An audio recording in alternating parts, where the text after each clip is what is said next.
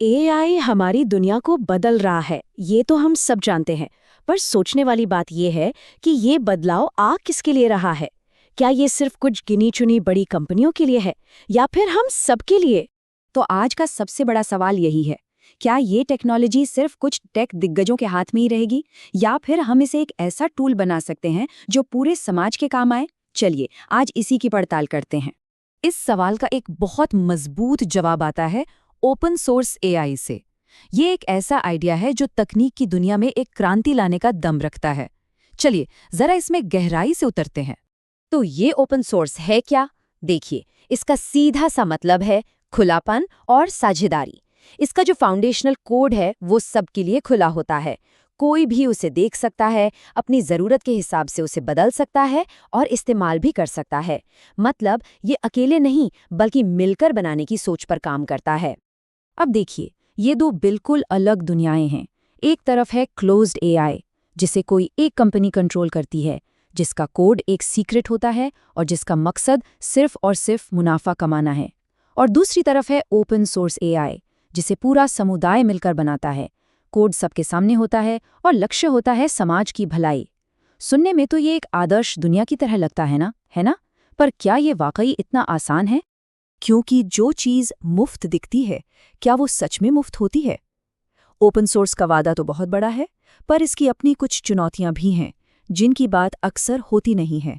जैसा कि एक तकनीक विशेषज्ञ अर्जुन ने बहुत अच्छे से समझाया, ओपन सोर्स में योगदान देने के लिए जो घंटों का समय लगता है, वो अगर किसी की रोजी रोटी के आड़े आने लगे तो ये एक बहुत बड़ी समस्या बन जाती है। और यही है इसकी असली कीमत। जरा सोचिए एक स्टूडेंट के बारे में जो ओपन सोर्स में अपना हुनर दिखाना चाहता है, लेकिन उसे अपनी पढ़ाई और पार्ट टाइम नौकरी के बीच में से समय निकालना है। ये अक्सर बिना पैसों का काम होता है। इसका सीधा फायदा उन लोगों को मिलता है जिनके पास बड़ी कंपनियों की बैकिंग या आर्थिक सुरक्षा होती है। इससे भारत जैसे देशों के टैलेंट के लिए आगे आना बहुत मुश्किल हो जाता है। कोड के अलावा एआई को चलाने के लिए एक और बेहद जरूरी चीज है, और वो है डेटा। और यहीं पर असमानता की एक और परत खुलती है। एआई को आप एक भूखे दिमाग की तरह समझ सकते हैं। ये जितना ज्यादा डेटा खाता है, उतना ही स्मार्ट और ताकतवर बनता जाता है। मगर सवाल ये है कि ये खरबों अरबों पॉइंट्स का जो डेटा है, ये आता कहाँ से है? और क्या भारत का कोई भी छात्र या कोई छोटा स्टार्टअप इसे आसानी से एक्सेस और इस्तेमाल कर सकता है? जरा सोच कर देखिए, एक एआई मॉडल को ट्रेन करने के लिए आपको मान लीजिए 3 टेराबाइट्स का डेटा सेट डाउनलोड करना है। इसके लिए आपको हाई स्पीड इंटरनेट चाहिए, उसे स्टोर करने के लिए महंगी जगह चाहिए और उसे प्रोसेस करने के लिए सुपर पावरफुल कंप्यूटर चाहिए। ये सब वही कर सकते हैं जिनके पास पैसा और बड़ा इंफ्रास्ट्रक्चर है। ये एक तरह का डिजिटल डिवाइड है जो इनोवेशन को कुछ ही हाथों तक सीमित कर देता है। तो क्या इसका कोई हल नहीं है? बिल्कुल है। और अच्छी खबर यह है कि भारत में ही कुछ बहुत इनोवेटिव मॉडल्स सामने आ रहे हैं जो दिखाते हैं कि एआई को ज़मीनी स्तर से सबके साथ मिलकर कैसे बनाया जा सकता है।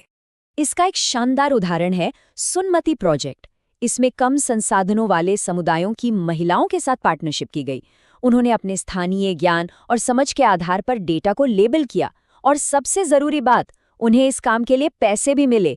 ये एआई बनाने का एक बिल्कुल नया तरीका है जो सिर्फ डेटा नहीं बनाता बल्कि स्थानीय समुदायों को सशक्त भी करता है।